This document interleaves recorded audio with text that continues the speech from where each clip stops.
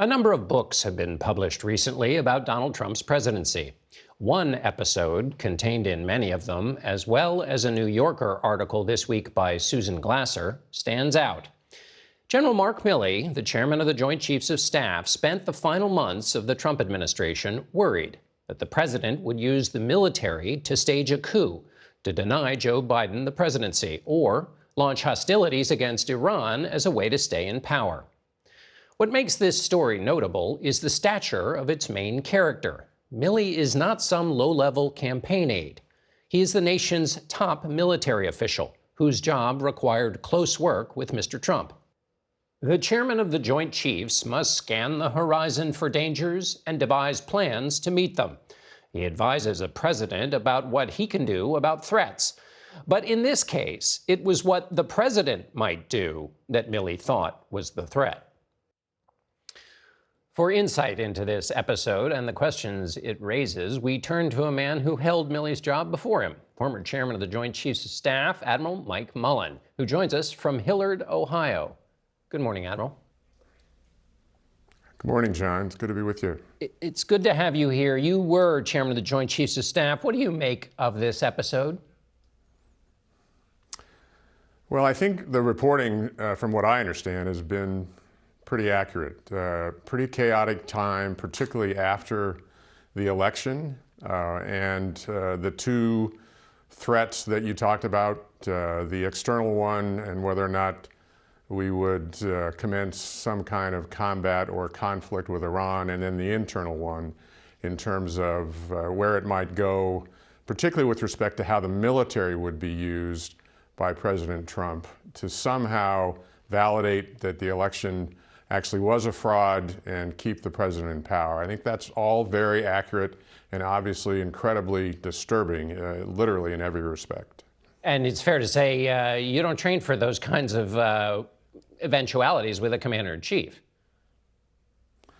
No, you don't. Although I think General Milley and the others who've served over the last 4 years would tell you it's been a very chaotic environment, very difficult to predict what was going to happen from day to day, and great concern with respect to the possibility of some of the orders that might come the military's way, which generally will go with the advice of the chairman and certainly directly to a combatant commander.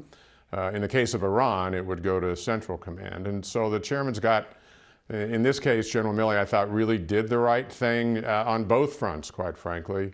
I don't think he was alone with respect to Iran. Yeah. But I think on the internal potential for a coup, Milley really stood up, did the right thing, and I think made the case that he was the right officer to have in the right job at the right time in a very, very difficult, stunning, and unprecedented situation. Help us distinguish between garden variety conflict between a chairman of the Joint Chiefs of Staff and a president and what we're talking about here. Because I know President Obama wrote in his book about once being, in a tough conversation with you. Those happen in that job, but that's something quite different from what Milley was worried about, right? Yeah, absolutely. Every chairman for the 4 years that he's there has huge challenges, and so you get into some very, very tough, heated debates about what's recommended or what's going to be done in a given situation.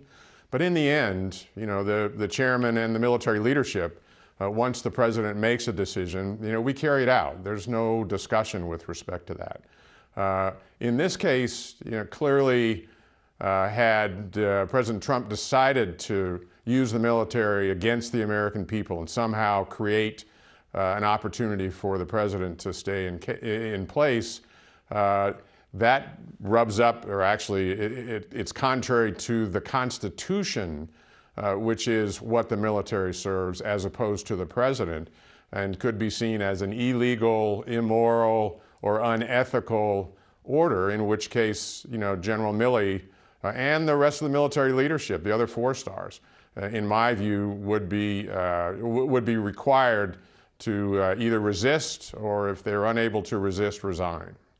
One of the turning point moments for General Milley was the president's walk through Lafayette Park, in which General Milley walked with him, clearing protesters for a photo op.